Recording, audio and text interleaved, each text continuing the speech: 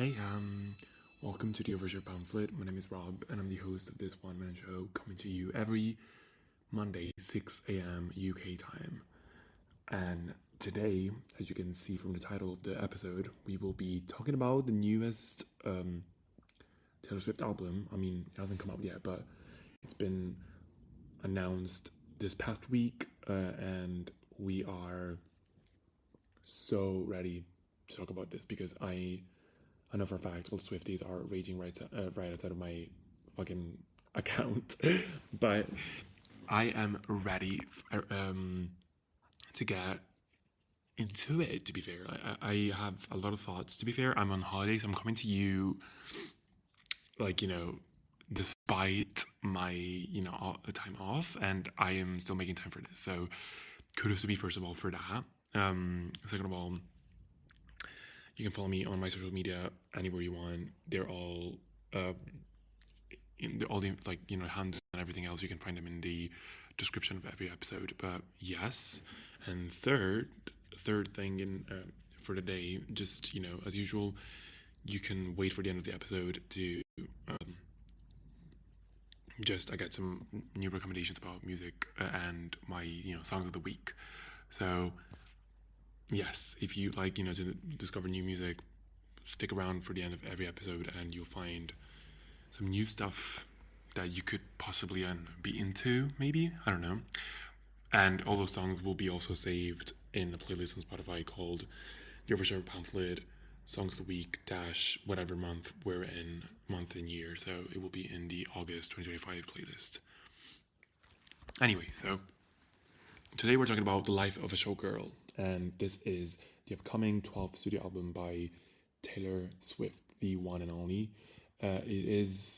We've now learned basically that the album will come out on October 3rd, 2025, and it is an album that she wrote during the Eras Tour, while she was on the Eras Tour, basically. And basically the way she revealed this album, she sort of I think the rumblings were already going around that she was going to announce something in either in September, to be fair. And I think because that information leaked, she decided to jump ahead and give us something in August. And August 12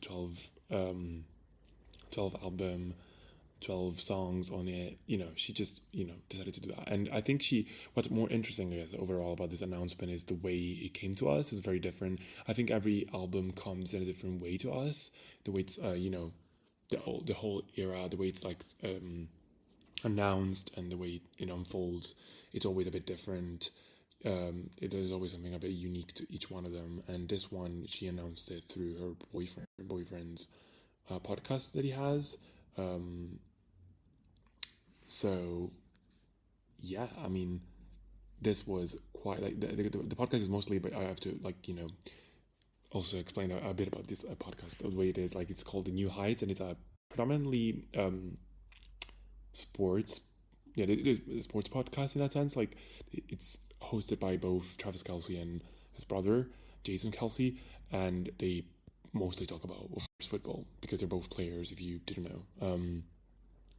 So we usually talk about that, but this time around they had a very special guest, which was in fact Taylor Swift. And it's so, first of all, unusual to have her on any form of interview / podcast. Actually, I don't think she's ever been on any podcast whatsoever, but also to be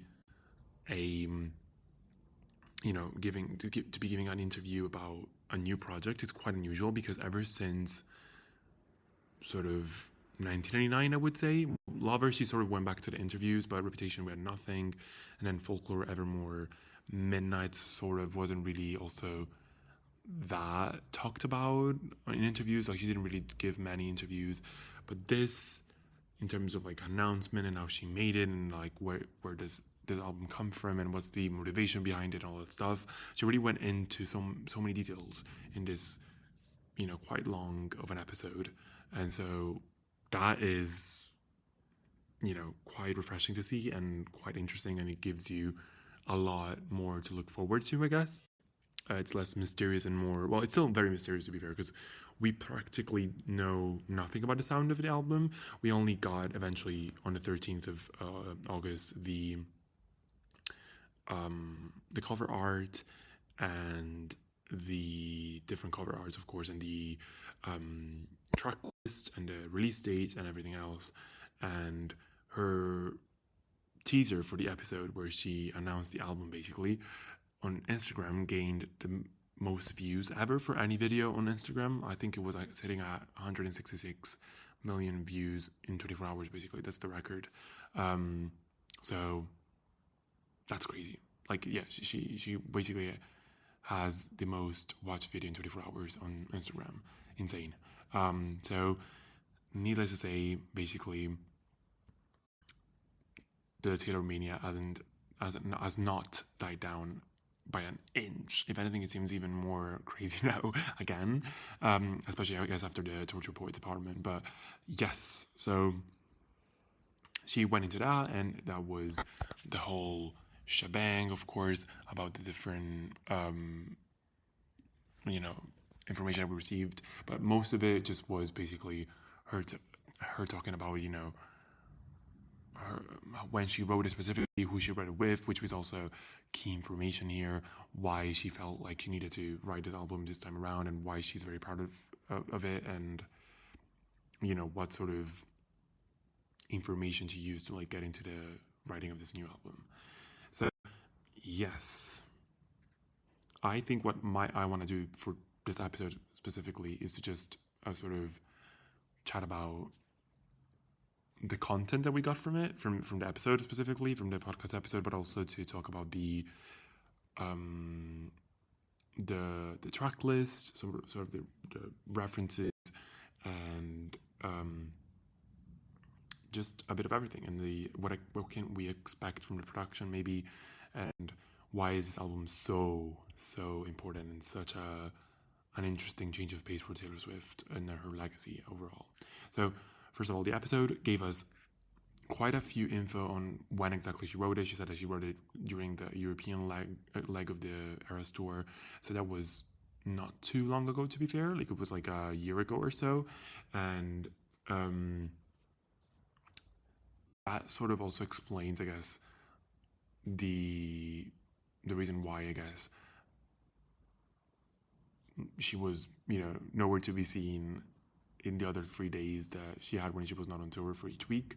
She said basically she had those 3 or 4 shows in a row, and then she would use the 3 days that she had to rest to instead fly to Sweden to write this album. And why Sweden? Well, Sweden, she revealed that basically she collaborated with this album she collaborated with her mentor, she calls him, Max Martin, and with her very good friend Shellback. Now, if you know anything about anything in general, I guess, to be fair, but also about Taylor Swift and any sort of pop music mogul, I guess, artist, Max Martin and Shellback are a very prolific and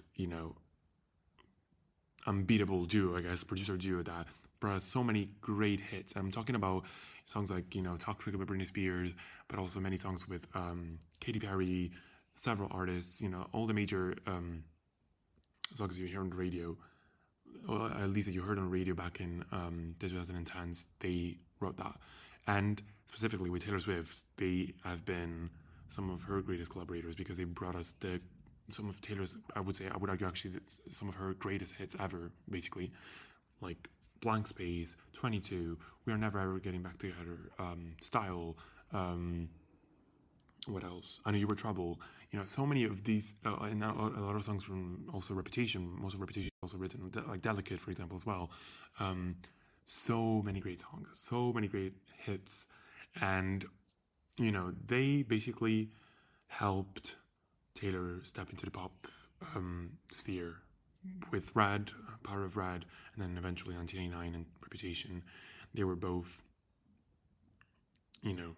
the pop albums made by Taylor Swift, and specifically in 1989, which is the album, I guess, that this newest one parallels the most. It seems that she really is going for that bulletproof pop album. The track list, very much in contrast with the previous album, The Torture Poets Apartment. This track list is only 12 songs, and she very much wanted to let us know during the the episode that she's not adding any extra songs to this. This is a very well curated, well thought out, it seems, well thought out album that is, constrained and doesn't, venture into too many, different spheres, I guess. Like, it's a very constrained and well thought out and executed album, it seems, which very much, again, as I said, parallels what 1989 was, which was, her bulletproof pop record, a front to back record that you could listen from from the beginning to the end, right? And sort of, I would also argue that Reputation is sort of the same because it also contains mostly, skipless songs. Like, there's very little filler on either albums. 99 is definitely more about just infectious beats and songs and choruses and everything else, like a truthfully like bulletproof album in that sense. Reputation had a bit more of a different goal to achieve, which was basically to just establish this persona and to just sort of have a veiled approach to the the reputation and the drama that was in Taylor Swift's life, while sort of also conveying a more romantic album underneath it.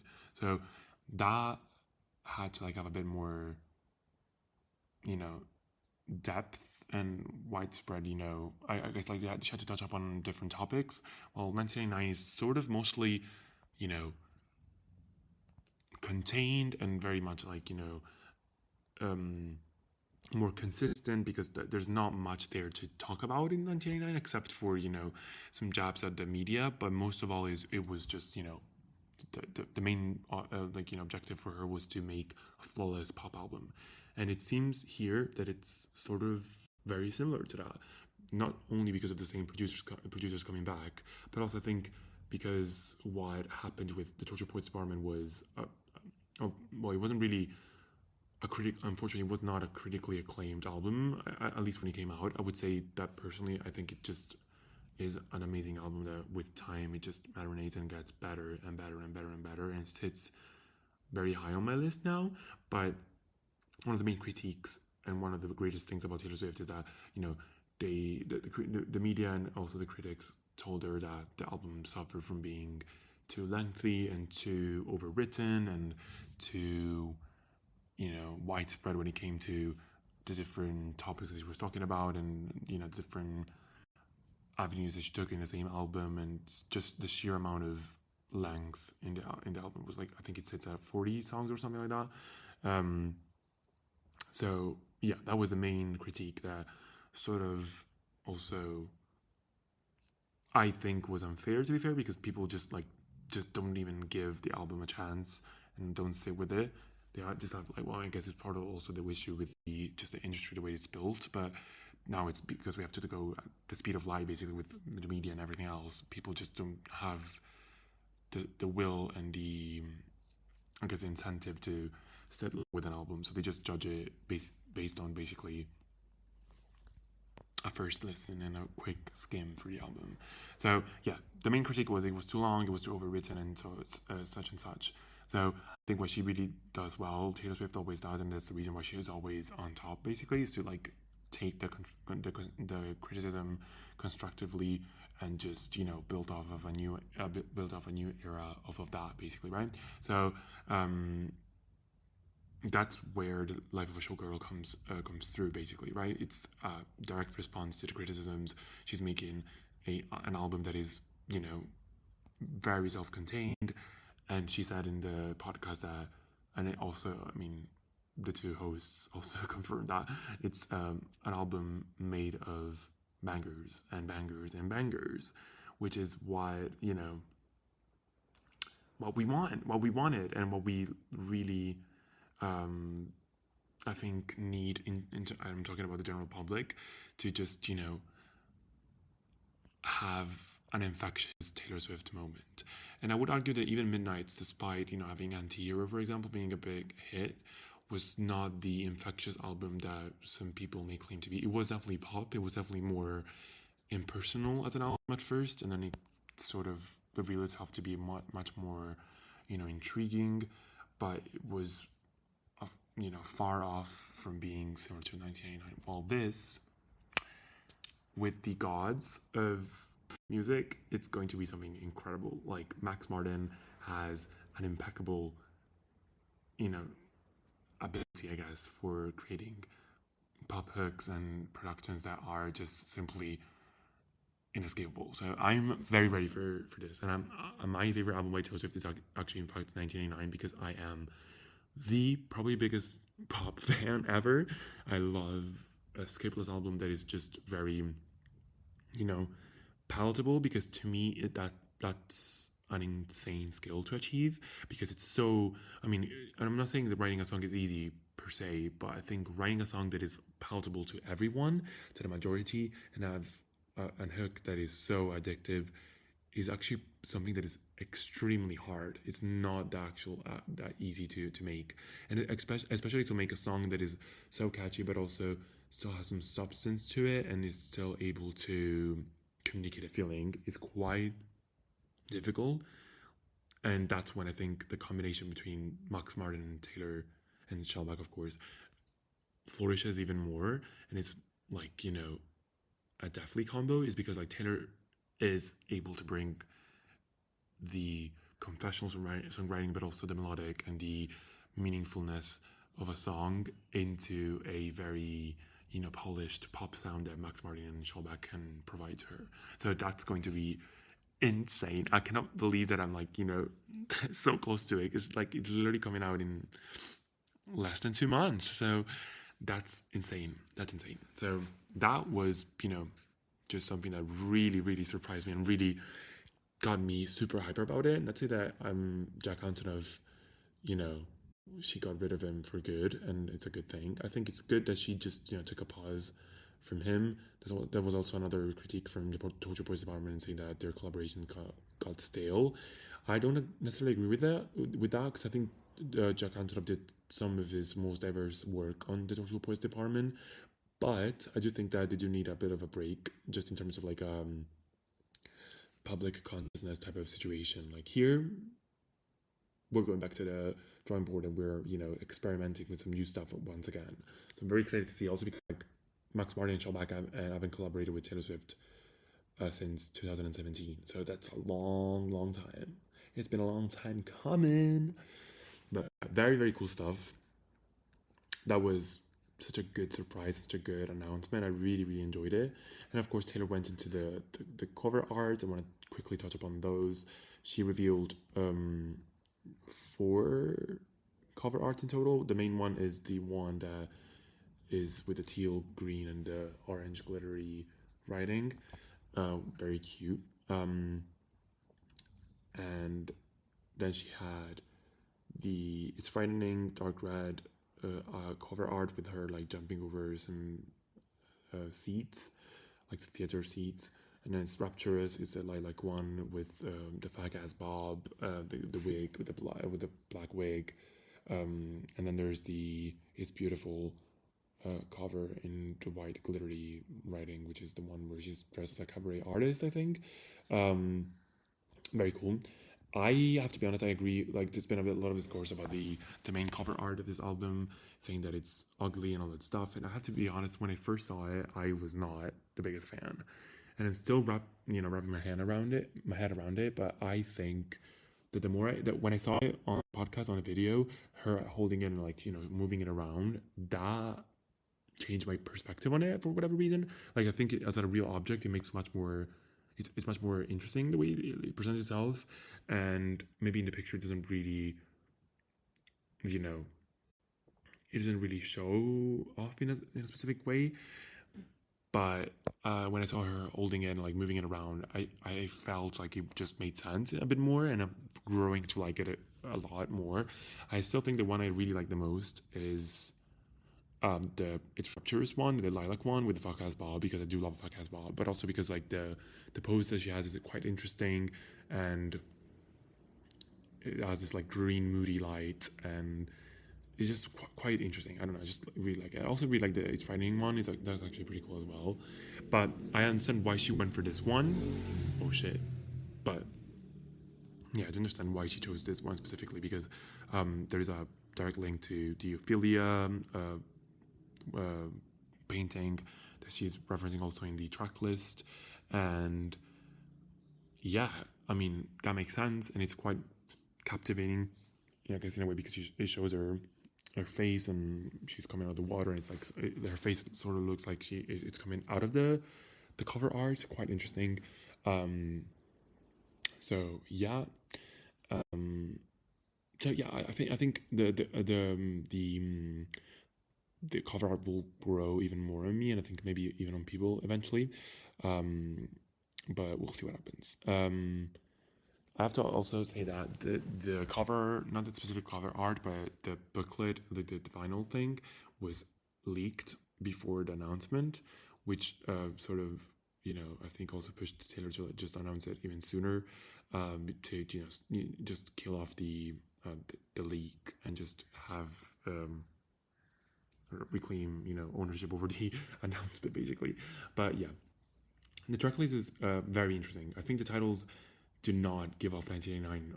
On the contrary, I think they give more like a mixture of the torture points department for a bit, the midnights of it all, the folklore of it all. That is what really gives it comes off of the track list itself in terms of names.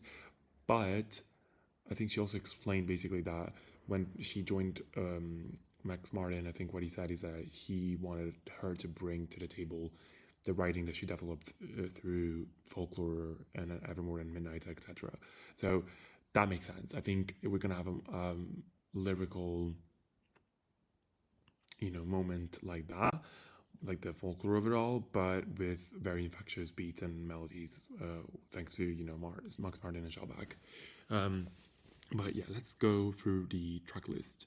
The first track, the opening track, is called "The Fate of Ophelia," and as I was saying, that's directly referenced in the cover art of the album, and it's such an interesting title. Again, we don't know anything about the sound of this, but we can just speculate on what it could sound like. So I'm not really confident in saying it's going to go one way or another, but we can just try to make our own informed opinions based on the art, the cover art that was given to us, and the titles maybe. But Philaophilia, I have no clue how this is going to sound. The only thing I know is that she would definitely, reference Ophelia herself, and it's just like this sort of tragic figure that was, sort of, I guess, like it sort of reflects a part of her identity as an artist. Her duality is basically also referenced, I guess, between the first and second track. The second track is called Elizabeth Taylor, and it's sort of the two, sides of the Taylor Swift coin in a way. Elizabeth Taylor is more like the jet setter, the hot topic, the the it girl of it all, while the Fate of Ophelia is more like the exact opposite, which is like much more tragic and more emotive type of figure, and that's sort of what Taylor is at the same time. She's both an Ophelia and an Elizabeth Taylor, so that's very smart. I still don't know what these two tracks could sound like, because again, it just throws me off. The titles like really give me folklore, so I'm willing to say slow tempo stuff or like more torture poets, like type of track, but it's not. Like, we've been told it's going to be bangers and it's going to be Swedish pop, so it's not that. But who knows? I don't know. It's just like so interesting. I'm not entirely sure, but again, as I said, like the first and second track will definitely reference this duality that she has, and that's quite interesting. It seems from the also title of the album and the track list that she will reflect a lot on fame and her new heights that she achieved with the Eras tour in terms of fame and popularity. And it sort of also makes sense because she wrote it during the Eras tour and the days she was off, so she had a lot to. She said it was a very prolific time for her because she was talking she was talking to other people, and then she was also thinking a lot about several different things. She was very much stimulated, and I assume it was mostly the tour as well. So yeah, I think that's quite interesting, honestly. Applied, I think that's a stone, if I'm not correct, like a rock, and that again, I am not entirely sure what it could be about. Um, it's quite interesting, like the reference to minerals and all this stuff. Opal, I think, is more like yeah, it's more like a glossy, iridescent type of stone in that sense, and it is definitely like a precious like it's a man-made sort of like rock that um, represents sort of like inspired by like opal itself. Um, it's quite cute. It's a very interesting stone in that sense. Um, it's mostly about like I think in like what is it called, like mineralogy? No, not mineralogy. Like, but like in horoscopes and all that stuff, when you talk about minerals and all that stuff, I think the meanings behind it are like, or like the properties of this stone is that like it improves your self esteem and your sense of self and personal power. So there might be a lot about that maybe in the lyrics and the meaning of the song. Could be that. Um, and then track 4 is father figure. That's interesting. Again, I wonder if she's going to like be more confessionals here about maybe some internal problems that she's had, some like family problems or anything. And it's also quite interesting that she goes from father figures of the infamous track 5 eldest daughter. So that maybe is her grappling with fame and just I think understanding how much of a mature and like how big of a influence she is. And not, and I wouldn't be surprised if she like references this to also the relationship she has with the fans. Maybe she's like the eldest sister, maybe to like figure that she's always been like imparting knowledge and all that stuff, and maybe she's going to like reflect on her own life and how she became this very important figure also in her family. Maybe I'm not entirely sure. Maybe it's something like that. Then here is where we get to the more 1989 vibes. Track 6 and track 7 are Ruin the Friendship and Actually Romantic, back to back. These I think might be Tavis, like Travis and Taylor's tracks, but they also seem to be like very 1989 coded, especially the Actually Romantic. It reminds me of New Romantics, but also Ruin the Friendship seems to be like How You Get the Girl, something like that. It just gives me those like hopeless romantic songs, but like with a very big pop moment. So very excited for those. I am claiming, I think those two songs. I think that's quite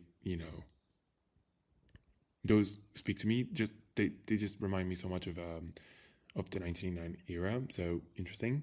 Um, then we have track 8, Wishlist, with the S's stylized in the dollar sign. That, because of the $2 signs, might be like a flexing your billionaire status. Maybe I don't know. Maybe it's that. I'm expecting to see like a lot of playful production here, like references to money or something. I guess like banks and all that stuff. I don't know. Maybe it's going to be completely different. I'm not entirely sure, but that's what's giving me. Then we have Wood, track number 9. That I don't know anything about. I can't think of anything here. Like, it's such a interesting title. It just doesn't scream anything, to be fair to me. I just cannot imagine anything coming out of that, but I'm sure something will come out of that, and I'm not sure what it is. So that is just up to grabs, and something that anyone can speculate on, I guess. But interesting. We'll see what happens. Track 10 is cancelled. It's all in capital letters, and it's like the title ends with a exclamation mark. That's quite interesting. That might be like a I'm thinking this is going to be like a reference to the Maddie Healy saga again, like how she was sort of like the But Daddy I Love Him situation of the Torture Points Department, but more instead of like on the lovey side, but more like her addressing the media and the the general public trying to cancel her for dating Maddie Healy or something like that. That's what is coming to mind personally. Um, then we have Honey, track 11. I think that might be like more like slower tempo song, maybe like a ballad. I don't know. That it's what like it's coming to me at the moment, like a romantic song or something. That could be interesting. And then closing track is The Life of a Showgirl, the title track, featuring Sabrina Carpenter. And I'm expecting there like a big pop moment, but like also like a meta commentary on fame and all that stuff. And I think Sabrina is a perfectly, you know, chosen artist to collaborate with in that sense for this song, because I think she has experienced the past few years, a couple of years basically, a rise to fame that is, quite impressive and quite, paralleled, I guess. Um, but also, I think she fits the aesthetic of the showgirl situation, especially if you've seen the Grammy performances or the MT, was it the VMAs of last year's performances? They're all very like cabaret and sort of almost burlesque ish type of performances. So that is quite interesting to me, and I think that's going to be quite fun. And I also do think that Sabrina and Taylor can have a fun collaboration there. I think they could mesh well on the track. So I am quite intrigued to see what that is. But yeah, so that's pretty much about the album. Now, what do I expect coming next? I do think, and I do hope that there is going to be a single at least one. I don't know that because like there's only 12 songs, she cannot do necessarily like a lot of she can like release a lot of singles. And to be fair, if you see that at the track record, she hasn't released many singles for her previous albums either. So we're not working with much. But if she is referencing 1989, she might, to be fair, drop quite a few singles. Maybe before the album comes out, maybe just one or two, but definitely after the album comes out, I am expecting a couple more of like music videos, maybe something like that. She's on a break technically, like she's not on tour at the moment, so she technically has some time to film stuff, and I'm sure she has, to be fair. So I think and I want to believe that she's going to give us at least three singles, please, and I hope one at least comes out before the album. September, there's nothing going on, so I do think September might be a good time to release something. Yeah, so we shall see, what happens there. Um, and again, I just want to be as a closing note, I guess, I just want to say that I think this is the sign that we need Taylor Swift in the music industry, because this year has been quite uneventful for music, I would say. Lady Gaga was probably the only one that sort of made an impression, and even then you can argue that most of her other songs didn't really perform well, but Abracadabra and Die With A Smile are still some of the most streamed songs. I think overall the charts have looked a bit dad for the past few years. Like, well, sorry, not for the past few years, for the past year or so, we're still streaming songs from last year. We're still having Die With A Smile, we're having Good Luck Babe and all that stuff. We need someone to save this year, and I think Taylor coming to save us all in October is going to be a great moment, and I'm expecting a big moment for her, and a big, infectious pop moment that's going to be on the radio the whole time. Yeah, I mean, there's not much coming out either for the rest of the year. The only other project that I'm really excited about is the Doja Cat album. Finally, we're getting Girls Type. I am so excited for that. So excited for that. And yeah, you see, Jack Antonoff is not left jobless. He's collaborating with Doja Cat as well. So that's a lot of fun. I think it's going to be quite a lot of fun. So yeah, that's we need Taylor Swift to shake things up a bit. Now, before we end the episode, quickly, songs of the week.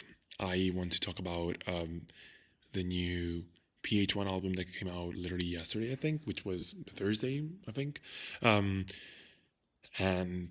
this album overall is just full of bangers as well. Just incredible, so cool. So many great songs, so many great vibes.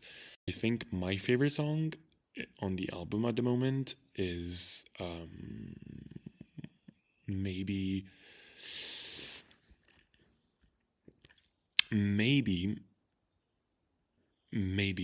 Party People with Min Ji Woon. I might put that one in. It's giving me a bit of I would say like a bit of K-Tronada as well. Just a bit of that. I think it's giving me a bit of that.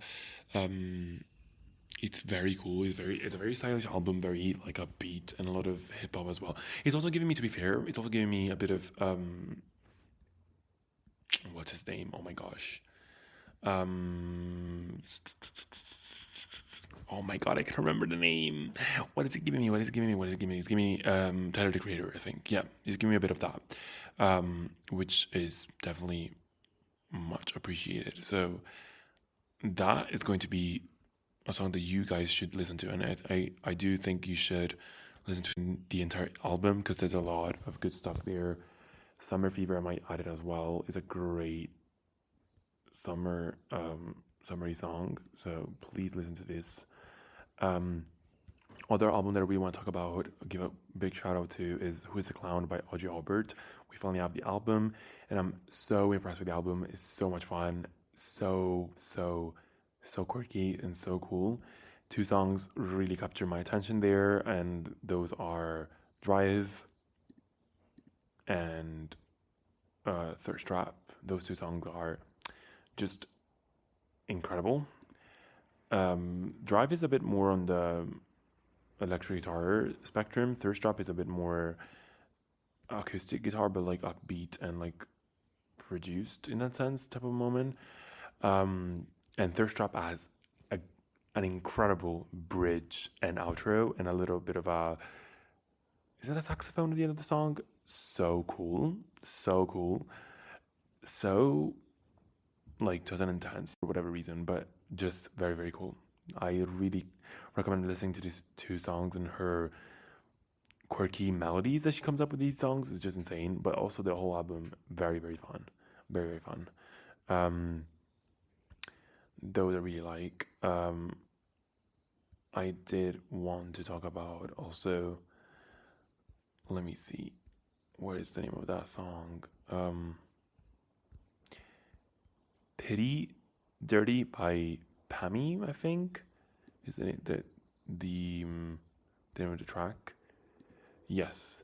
And this song is very R&B and very jazzy as well, if I have to be honest. It is fully in English, but I don't know if she's like Korean or not. Pammy, I don't know much about this artist, but such a cool song, such a great song. So if you feel like you want to get a bit of a low-key, relaxing track, very moody track, this R&B, this is definitely it for you.